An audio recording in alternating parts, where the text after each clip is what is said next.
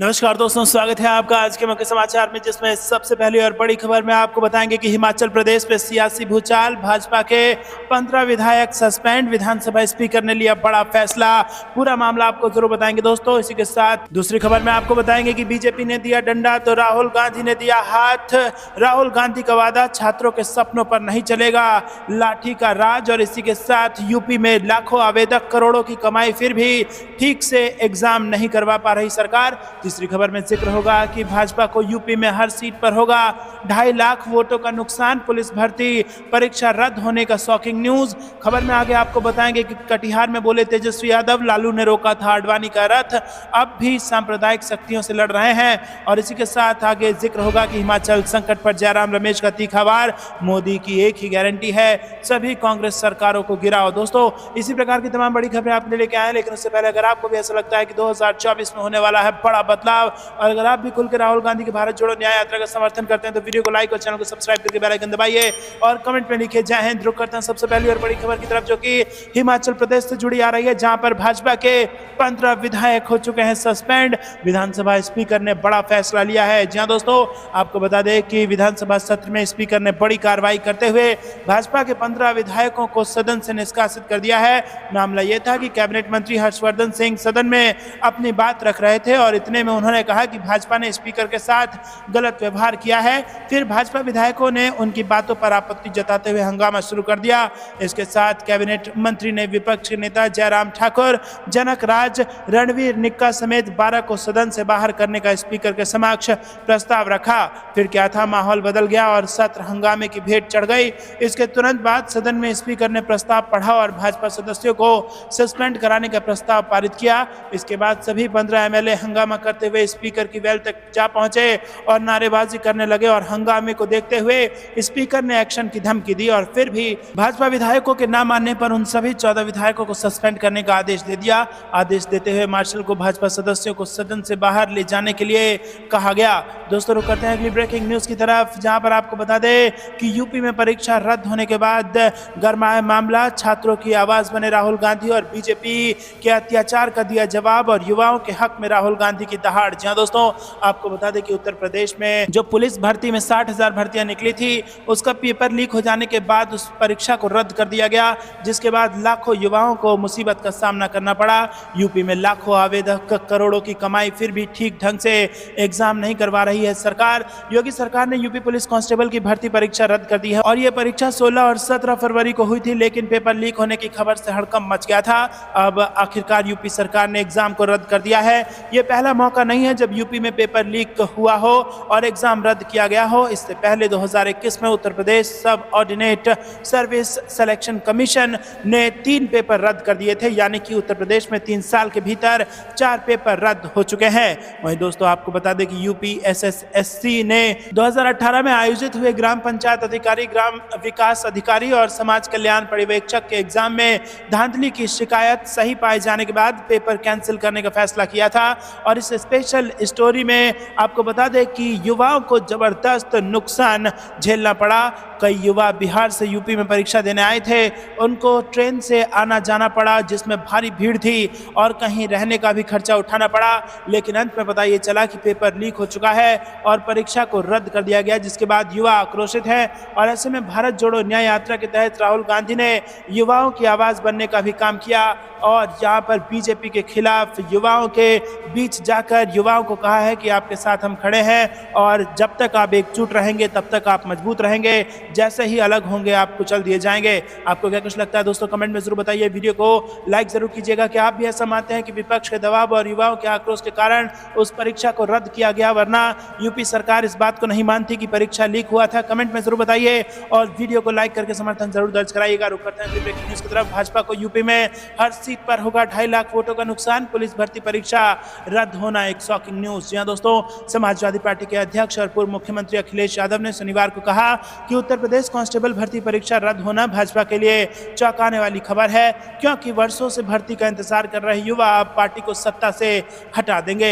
लखनऊ में सपा मुख्यालय में पत्रकारों से बात करते हुए अखिलेश यादव ने कहा कि परीक्षा रद्द होना ब्रेकिंग न्यूज हो सकती है, लेकिन ये भाजपा के लिए चौंकाने वाली खबर है, क्योंकि उससे उत्तर प्रदेश के हर निर्वाचन क्षेत्र में 2.5 लाख से अधिक वोटों का नुकसान हुआ है। अपने दावे को स्पष्ट करते हुए उन्होंने कहा कि अगर 60 लाख उम्मीदवारों ने पुलिस भर्ती परीक्षा के लिए आवेदन किया था और हम उनके माता पिता पर भी विचार करें तो ये संख्या 1.8 करोड़ हो जाती है। जी हाँ दोस्तों, आपको बता दें कि 60,000 भर्ती के लिए 60 लाख उम्मीदवारों ने पुलिस भर्ती परीक्षा के लिए आवेदन कर दिया था। इसका मतलब है कि उत्तर प्रदेश के 80 लोकसभा निर्वाचन क्षेत्र में ये प्रत्येक में लगभग 2.5 लाख लोग भाजपा के खिलाफ वोट करने जा रहे हैं। यादव ने कहा कि भाजपा को ये समझना चाहिए कि उसने प्रत्येक निर्वाचन क्षेत्र में 2.5 लाख वोट खो दिए हैं और जो युवा वर्षों से पुलिस भर्ती का इंतजार कर रहे थे वो अब भाजपा को राज्य से हटा देंगे।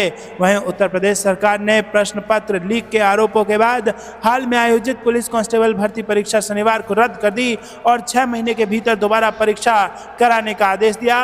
राज्य सरकार ने विशेष कार्यबल यानी कि एसटीएफ द्वारा आरोपों की जांच की घोषणा की है और 17 और 18 फरवरी को आयोजित परीक्षा में राज्य भर में 48 लाख से ज्यादा अभ्यर्थी शामिल हुए थे। रुक करते हैं अगली ब्रेकिंग न्यूज की तरफ। कटिहार में बोले तेजस्वी यादव कि लालू नहीं रोका था अडवाणी का रथ और अब भी सांप्रदायिक शक्तियों से लड़ रहे हैं। जी दोस्तों, बिहार में पूर्व उप मुख्यमंत्री और विपक्षी नेता तेजस्वी यादव आजकल हर जिले में जाकर जनविश्वास यात्रा निकाल रहे हैं। यात्रा के दूसरे चरण में 26 फरवरी को देर रात तेजस्वी यादव कटिहार पहुंचे थे और दूसरे दिन यानी 27 फरवरी को यहां रोड शो किया। इस दौरान यात्रा में जुट रही समर्थकों की काफी भीड़ को लेकर तेजस्वी यादव ने कहा कि लोगों के विश्वास पर खड़ा उतरना है। रात में भी यात्रा में लोगों की भीड़ उमड़ रही है। जिस विचारधारा से लड़ाई है उसको रोकना है। असली लड़ाई एनडीए और महागठबंधन में है। पूर्णिया में यात्रा में स्कॉट गाड़ी के ड्राइवर के निधन और कई पुलिस जवानों के घायल होने की सूचना मिली है। पार्टी के लोगों से उनके परिजनों का मोबाइल नंबर मंगवाकर उनसे बात करेंगे। घटना दुखद है दोस्तों, ये बयान दिया है तेजस्वी यादव ने। रुक करते हैं अगली ब्रेकिंग न्यूज की तरफ। हिमाचल संकट पर जयराम रमेश का तीखा वार, बोले मोदी की एक ही गारंटी है, सभी कांग्रेस सरकारों को गिराओ। जी दोस्तों, हिमाचल प्रदेश में कांग्रेस का सियासी संकट अब एक कदम और आगे बढ़ चुका है, क्योंकि वीरभद्र सिंह के बेटे विक्रमादित्य सिंह ने मंत्री पद से इस्तीफा दे दिया है। वहीं मुख्यमंत्री सुखविंदर सिंह सुक्खू ने भी क्लियर कर दिया है कि उन्होंने इस्तीफा नहीं दिया है और अब बजट के दौरान वो अपना बहुमत साबित करेंगे। और इस बीच कांग्रेस आला कमान की ओर से 3 पर्यवेक्षकों को हिमाचल प्रदेश में सरकार बचाने के लिए भेजा गया है। कांग्रेस नेता जयराम रमेश ने प्रेस कॉन्फ्रेंस के दौरान प्रधानमंत्री मोदी पर तीखा हमला बोला। उन्होंने कहा कि मोदी जी की एक ही गारंटी है कि सभी कांग्रेस सरकारों को गिराओ। उन्होंने दावा किया कि राज्यसभा चुनाव में क्रॉस वोटिंग के जरिए हमारी सरकार को गिराने की साजिश रची गई। हमारे 3 बड़े नेता शामिल हैं और हमें कड़े फैसले लेने होंगे। हम कठोर फैसला लेने से पीछे नहीं हटेंगे। रुक करते हैं अगली ब्रेकिंग न्यूज की तरफ। बीजेपी विपक्ष की सरकारों को अस्थिर करती रही तो लोकतंत्र खत्म हो जाएगा, मल्लिकार्जुन खड़गे का बीजेपी पर हमला। जी दोस्तों, कांग्रेस अध्यक्ष मल्लिकार्जुन खड़गे ने राज्यसभा चुनाव में हिमाचल प्रदेश के कई पार्टी विधायकों के बीजेपी के उम्मीदवार के पक्ष में मतदान करने के बाद मंगलवार को बीजेपी पर विपक्षी दलों को तोड़ने का आरोप लगाया और कहा कि अगर विपक्ष की सरकारों को ऐसे ही अस्थिर किया जाता रहा तो देश में लोकतंत्र खत्म हो जाएगा। उन्होंने एक सम्मेलन में यह भी कहा कि कांग्रेस इंडिया गठबंधन में सभी दलों को साथ लेकर चल रही है और प्रधानमंत्री नरेंद्र मोदी जितना चाहे प्रयास कर ले वो टूटने वाले नहीं हैं। खड़गे ने हिमाचल प्रदेश के घटनाक्रम के बारे में पूछे जाने पर कहा कि चुनी हुई सरकार को तोड़ते हैं तो ये कौन सा लोकतंत्र है। इससे पहले मध्य प्रदेश, कर्नाटक, मणिपुर और गोवा में ऐसा ही हुआ था। अगर आप चुनकर नहीं आते तो लोगों को डरा कर धमका कर काम करते हैं। क्या ये लोकतंत्र है? रुक करते हैं अगली ब्रेकिंग न्यूज की तरफ। अमेठी में स्मृति ईरानी को घेरने में जुटी कांग्रेस, आरटीआई दाखिल कर मांगी विकास कार्यों की जानकारी। जहां दोस्तों, लोकसभा चुनाव से पहले सियासी हलचल तेज हो गई है। यूपी में कांग्रेस एक बार फिर से अमेठी में अपनी खोई जमीन तलाशने में जुटी हुई है और इसी बीच कांग्रेस प्रदेश कमेटी के महासचिव महेंद्र श्रीवास्तव ने सांसद स्मृति ईरानी द्वारा सांसद निधि से अमेठी में कराए गए विकास कार्यों की जानकारी मांगी है।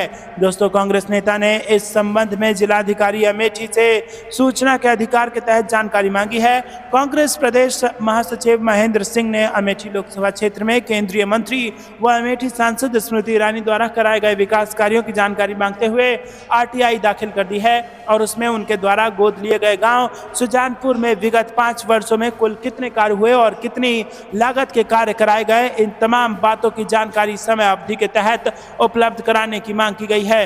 वहीं दोस्तों अमेठी लोकसभा क्षेत्र के 4 विधानसभाओं में महिलाओं के लिए लगाए गए कुटीर उद्योग संस्थाओं की संख्या, सांसद निधि से विगत 5 वर्षों में कुल कितनी धनराशि मिली और किस किस विधानसभा क्षेत्र में विकास कार्यों में कितना धन लगाया गया, अमेठी लोकसभा क्षेत्र में कुल कितने उज्ज्वला गैस, प्रधानमंत्री आवास, किसान निधि, शौचालय, मिनी सचिवालय और पंचायत भवन सहित शादी विवाह घर एवं नए नल की कुल कितने कार्य विगत 5 सालों में कराए गए हैं, ये सारी जानकारी आरटीआई डाल करके पूछी गई है। आपको क्या कुछ लगता है कमेंट में बताइए। वीडियो को जरूर लाइक कीजिएगा। तो करते हैं अगली ब्रेकिंग न्यूज की तरफ।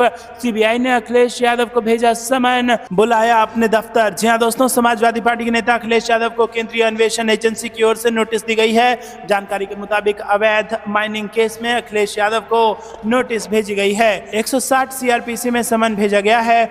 29 फरवरी को पूछताछ में शामिल होने बुलाया गया है और बतौर गवाह के तौर पर पूछताछ में शामिल होने बुलाया गया है। नोटिस में कहा गया है कि मामले से जुड़े कुछ सवालों के जवाब देने के लिए अखिलेश यादव को सीबीआई के समक्ष उपस्थित होना होगा। 2012 से 16 के बीच अखिलेश यादव जब मुख्यमंत्री थे तब का यह अवैध खनन का मामला है और इस मामले पर सपा नेता आईपी सिंह ने प्रतिक्रिया भी दी है। उन्होंने सोशल मीडिया साइट एक्स पर लिखा कि सीबीआई ईडी हर चुनाव से पूर्व सक्रिय हो जाती है और बीजेपी के इशारों पर समन भेजती है और हम डरने वालों में से नहीं है। कांग्रेस नेता अजय राय ने भी इस मामले पर प्रतिक्रिया दी है और उन्होंने कहा है कि अखिलेश यादव इंडिया गठबंधन का मजबूत हिस्सा है और ये सभी मामले बहुत पुराने हैं। बीजेपी उनको घेरने की कोशिश कर रही है। दोस्तों रुक करते हैं अगली ब्रेकिंग न्यूज की तरफ। मल्लिकार्जुन खड़गे बहुत अच्छे पीएम उम्मीदवार हो सकते हैं। आम आदमी पार्टी नेता आतिशी का बड़ा बयान। जी हां दोस्तों, लोकसभा चुनाव को लेकर सभी पार्टियां जोर शोर से मैदान में उतर चुकी हैं और इसी बीच विपक्षी पार्टियां एक साथ गठबंधन में चुनाव लड़ रही हैं, लेकिन इस गठबंधन में पीएम चेहरे पर अभी भी सस्पेंस बना हुआ है। इसी बीच आम आदमी पार्टी और दिल्ली सरकार की मंत्री आतिशी मारलेना ने एक कार्यक्रम में कहा कि चंडीगढ़ में जो हुआ उसके बाद देश के सुप्रीम कोर्ट को कहना पड़ता है कि लोकतंत्र की हत्या नहीं होने देंगे। विधायक खरीदने के लिए भाजपा के पास पैसा कहां से आया? शुभेंदु अधिकारी भाजपा में आ जाते हैं तो उनके सारे घोटाले खुल कैसे जाते हैं? वहीं कांग्रेस नेता पवन खेड़ा ने भी बीजेपी पर सवाल पूछे। उन्होंने कहा कि विधायक खरीदने के लिए भाजपा के पास पैसा कहां से आया? हमारे पास ईडी और सीबीआई नहीं है, हमारे पास लोग अंतरात्मा की आवाज सुनकर आ रहे हैं। पीएम मोदी जितनी बार टीवी पर आते हैं हमारे वोट बढ़ जाते हैं। आतिशी ने कहा कि मुझे लगता है कि मल्लिकार्जुन खड़गे बहुत अच्छे पीएम उम्मीदवार हो सकते हैं और देश को अगर हम पहला दलित प्रधानमंत्री देंगे तो बाबा साहेब के संविधान का बड़ा सम्मान होगा। रुक करते हैं अगली ब्रेकिंग न्यूज की तरफ। 12% आरक्षण की मांग पर अड़ा कुशवाहा समाज। मांग न पूरी होने पर लोकसभा चुनाव बहिष्कार की चेतावनी। अब 5 मार्च को होगी महापंचायत। जहां दोस्तों जिले में एक बार फिर कुशवाहा समाज ने आरक्षण समेत अन्य मांगों को लेकर मौजूदा भजनलाल सरकार के खिलाफ मोर्चा खोल दिया है। साथ ही समाज की ओर से सरकार को अल्टीमेटम दिया गया है जिसमें साफ कर दिया गया है कि अगर उनकी मांगों को नहीं मांगा गया तो आगामी लोकसभा चुनाव का बहिष्कार करेंगे। वहीं कुशवाहा आरक्षण संघर्ष समिति के पदाधिकारियों को भरतपुर प्रशासन की ओर से 10 दिन का समय दिया गया था और साथ ही उन्हें इस समय अवधि में सरकार से वार्ता कराने का आश्वासन दिया था। इधर सरकार की ओर से 25 फरवरी तक वार्ता के लिए नहीं बुलाए जाने से नाराज समाज के लोगों ने अब आगामी लोकसभा चुनाव के बहिष्कार का निर्णय किया है। और वहीं मंगलवार को कुशवाहा आरक्षण संघर्ष समिति राजस्थान के तत्वावधान में कुशवाहा जगाओ अभियान के साथ 12% आरक्षण समेत 12 सूत्रीय मांगों को लेकर धालपुर के बसई नवाब कस्बे में पंचायत का आयोजन किया गया है। रुक करते हैं अगली ब्रेकिंग न्यूज की तरफ। बागी विधायकों की सदस्यता होगी रद्द। कांग्रेस बोली जरूरत पड़ी तो कोर्ट भी जाएंगे, भाजपा डरा रही है। जी दोस्तों, बिहार में कांग्रेस ने 2 बागी विधायकों की विधायकी रद्द करने के लिए विधानसभा के अध्यक्ष नंदकिशोर यादव को आवेदन किया है। कांग्रेस ने दोनों विधायक सिद्धार्थ सौरभ और मुरली गौतम को पार्टी से निष्कासित भी कर दिया है और दोनों विधायक बुधवार को पाला बदलकर बीजेपी में शामिल हो गए थे और उनके साथ आरजेडी विधायक संगीता देवी ने भी पाला बदला। बिहार के कांग्रेस प्रदेश अध्यक्ष अखिलेश प्रसाद सिंह खुद बुधवार को विधानसभा पहुंचे और स्पीकर को आवेदन दिया। अखिलेश सिंह ने मीडिया से बातचीत में कहा कि लोगों को डराया धमकाया जा रहा है। उन्होंने आरोप लगाया कि ईडी और सीबीआई का डर दिखाकर हॉर्स ट्रेडिंग की जा रही है, विधायकों को लालच दिया जा रहा है। जिन दो विधायकों ने पाला बदला है उनकी सदस्यता खत्म करने के लिए विधानसभा अध्यक्ष को आवेदन दिया गया है। उन्होंने कहा कि जरूरत पड़ी तो उनकी पार्टी कोर्ट में भी जाएगी। रुक करते हैं अगली ब्रेकिंग न्यूज की तरफ। राज्यसभा चुनाव में बीजेपी प्रत्याशी की जीत पर प्रियंका गांधी का निशाना, कहा धन बल और एजेंसियों की ताकत का इस्तेमाल कर रही है भाजपा। जी हाँ दोस्तों, हिमाचल राज्यसभा चुनाव में बीजेपी प्रत्याशी हर्ष महाजन ने जीत दर्ज की है, जिसको लेकर एक तरफ हिमाचल बीजेपी की सुक्खू सरकार को घेर रही तो वहीं दूसरी तरफ कांग्रेस बीजेपी पर निशाना साध रही है। इसी बीच कांग्रेस महासचिव प्रियंका गांधी की प्रतिक्रिया सामने आ गई है। उन्होंने सोशल मीडिया अकाउंट एक्स पर पोस्ट कर लिखा कि लोकतंत्र में आम जनता को अपनी पसंद की सरकार चुनने का अधिकार है। हिमाचल वासियों के अधिकार को चुनना चाहती है बीजेपी। वहीं प्रियंका गांधी ने आगे लिखा कि हिमाचल की जनता ने अपने इसी अधिकार का इस्तेमाल किया और स्पष्ट बहुमत से कांग्रेस की सरकार बनाई, लेकिन भाजपा धन बल एजेंसियों की ताकत और केंद्र की सत्ता का दुरुपयोग करके हिमाचल वासियों के इस अधिकार को कुचलना चाहती है और इस मकसद के लिए जिस तरह भाजपा सरकारी सुरक्षा और मशीनरी का इस्तेमाल कर रही है वो देश के इतिहास में अभूतपूर्व है। और 25 विधायकों वाली पार्टी यदि 43 विधायकों के बहुमत को चुनौती दे रही है तो इसका मतलब साफ है कि वो प्रतिनिधियों की खरीद फरोख्त पर निर्भर है। दोस्तों रुक करते हैं अगली ब्रेकिंग न्यूज की तरफ। सिख पुलिस अफसर पर आपत्तिजनक टिप्पणी को लेकर भाजपा पर भड़की ममता बनर्जी, कहा यही उसका सांप्रदायिक चेहरा है। जी हाँ दोस्तों, पिछले हफ्ते संदेश खाली जाने से रोके जाने पर भाजपा नेता शुभेंदु अधिकारी द्वारा एक सिख आईपीएस अधिकारी को खालिस्तानी कहने वाले मामले पर पश्चिम बंगाल की मुख्यमंत्री ममता बनर्जी ने एक बार फिर प्रतिक्रिया दी है। उन्होंने इस मामले में भाजपा की आलोचना की है। सीएम ममता बनर्जी ने कहा कि यह भाजपा के असली सांप्रदायिक चेहरे को दर्शाता है। एक आधिकारिक कार्यक्रम में अपने संबोधन के दौरान पश्चिम बंगाल की मुख्यमंत्री ममता बनर्जी ने भाजपा पर जमकर निशाना साधा। उन्होंने कहा कि जब वो किसी आईपीएस अधिकारी को पगड़ी में देखते हैं तो वह उन्हें खालिस्तानी कहते हैं। ये उनका असली सांप्रदायिक चेहरा है। पिछले हफ्ते संदेश खाली में कानून व्यवस्था बनाए रखने के लिए तैनात सिख आईपीएस अधिकारी जसप्रीत सिंह ने दावा किया था कि भाजपा नेता शुभेंदु अधिकारी के साथ चल रहे पार्टी के अन्य कार्यकर्ताओं ने उन्हें खालिस्तानी कहा। दोस्तों रुक करते हैं अगली ब्रेकिंग न्यूज की तरफ। कर्नाटक में कांग्रेस के तीनों उम्मीदवार जीते, बीजेपी गठबंधन को मिली एक सीट। राज्यसभा चुनाव से जुड़ी बड़ी खबर। जहां दोस्तों कर्नाटक में हुए राज्यसभा चुनाव में सत्तारूढ़ कांग्रेस ने 3 सीटें जीत ली हैं, वहीं भाजपा को 1 सीट मिली है। उच्च सदन के लिए कांग्रेस से निर्वाचित हुए सदस्यों में अजय माकन, जीसी चंद्रशेखर और सैयद नसीर हुसैन शामिल हैं। वहीं भाजपा के नारायण शाह के भांडगे भी जीत के बाद राज्यसभा जाएंगे। दोस्तों चुनाव में 4 सीट के लिए 5 उम्मीदवार मैदान में थे, जिनमें जनता दल के उम्मीदवार डी कुपेंद्र रेड्डी भी शामिल थे। रुक करते हैं अगली ब्रेकिंग न्यूज की तरफ। भाई वीरेंद्र ने आरजेडी की रैली में नीतीश कुमार को किया आमंत्रित, बगल में थे सम्राट चौधरी, सीएम का था ऐसा रिएक्शन। जी हाँ दोस्तों, आपको बता दें कि सीएम नीतीश कुमार को 3 मार्च को पटना में होने वाली महागठबंधन की रैली में आने के लिए आरजेडी विधायक भाई वीरेंद्र ने आमंत्रित किया है। उन्होंने कहा है कि हम लोग 3 मार्च की रैली का इंतजार कर रहे हैं। दरअसल सदन में जब नीतीश कुमार प्रवेश कर रहे थे तब उनके साथ डिप्टी सीएम सम्राट चौधरी भी मौजूद थे और इसी वक्त गेट पर आरजेडी विधायक भाई वीरेंद्र भी पहुंच गए थे। उसी दौरान उन्होंने ये बात कही और नीतीश हाथ जोड़कर मीडिया का अभिवादन किए, वह मुस्कुराते हुए सदन में चले गए। दोस्तों रुक करते हैं अगली ब्रेकिंग न्यूज की तरफ। लोकसभा चुनाव से पहले अखिलेश यादव का बड़ा दाव, गुड्डू जमाली बसपा छोड़ सपा में शामिल। जी हाँ दोस्तों, लोकसभा चुनाव के पहले बहुजन समाज पार्टी को एक और झटका लगा है और इसी के साथ समाजवादी पार्टी प्रमुख अखिलेश यादव ने आजमगढ़ में अपनी किलेबंदी मजबूत की है और इस सीट पर हुए पिछले उपचुनाव में सपा प्रत्याशी धर्मेंद्र यादव की हार के लिए बहुत हद तक जिम्मेदार बताए जा रहे हैं। बसपा उम्मीदवार शाह आलम उर्फ गुड्डू जमाली बुधवार को समाजवादी पार्टी में शामिल हो गए। समाजवादी पार्टी के लखनऊ मुख्यालय में अखिलेश यादव की मौजूदगी में पार्टी महासचिव शिवपाल सिंह यादव ने गुड्डू जमाली और उनके साथियों का स्वागत किया। रुक करते हैं अगली ब्रेकिंग न्यूज की तरफ। योद्धा हूं, लड़ता रहूंगा, सीएम पद छोड़ने को तैयार नहीं, सुक्खू इस्तीफे से किया इनकार। जी दोस्तों, हिमाचल प्रदेश में विधायकों की बगावत के बाद मुख्यमंत्री सुखविंदर सिंह सुक्खू ने सरेंडर से इनकार कर दिया है। सुक्खू ने कहा है कि उनकी सरकार पूरे 5 साल चलेगी और उन्होंने इस्तीफा नहीं दिया है। दोस्तों, आपको बता दें कि उन्होंने मीडिया में चल रही इस्तीफे की खबरों का खंडन करते हुए कहा कि वो योद्धा हैं और युद्ध की तरह लड़ते रहेंगे। सुक्खू ने यह भी दावा किया कि उनकी सरकार को बहुमत हासिल है और भाजपा के कई विधायक भी संपर्क में हैं। और इस्तीफे की खबरों के बीच मीडिया के सामने आकर सुक्खू ने कहा कि आम आदमी की सरकार है, भाजपा जिस तरह का बर्ताव कर रही है वो उचित नहीं है। हमारी सरकार पूरे 5 साल चलेगी। राज्यसभा चुनाव के बाद जो परिस्थितियां हैं उसके बाद भी हमारे पास बहुमत है और उनके कुछ विधायक भी हमारे संपर्क में हैं। भाजपा अच्छा ड्रामा कर रही है। रुक करते हैं अगली ब्रेकिंग न्यूज की तरफ। मध्य प्रदेश में बारिश से फसलों को भारी नुकसान, कांग्रेस ने की मुआवजे की मांग। जी हां दोस्तों, मध्य प्रदेश में मंगलवार को हुई बारिश और ओलावृष्टि से फसलों को बड़े पैमाने पर नुकसान हुआ है। राज्य के मुख्यमंत्री डॉक्टर मोहन यादव ने नुकसान का सर्वे करने के निर्देश दिए हैं, तो वहीं कांग्रेस ने प्रभावित किसानों को जल्दी मुआवजा दिए जाने की मांग की है। राज्य के कई हिस्सों में मंगलवार को तेज आंधी के साथ बारिश और ओलावृष्टि हुई, जिससे उनके स्थानों पर फसलों को बड़े पैमाने पर नुकसान हुआ है। दोस्तों, मुख्यमंत्री डॉक्टर यादव ने इन नुकसान के आकलन के निर्देश दिए हैं और साथ ही किसानों को राहत दिलाने का दावा किया है। जिला अधिकारियों को नुकसान का सर्वे करने को कहा गया है।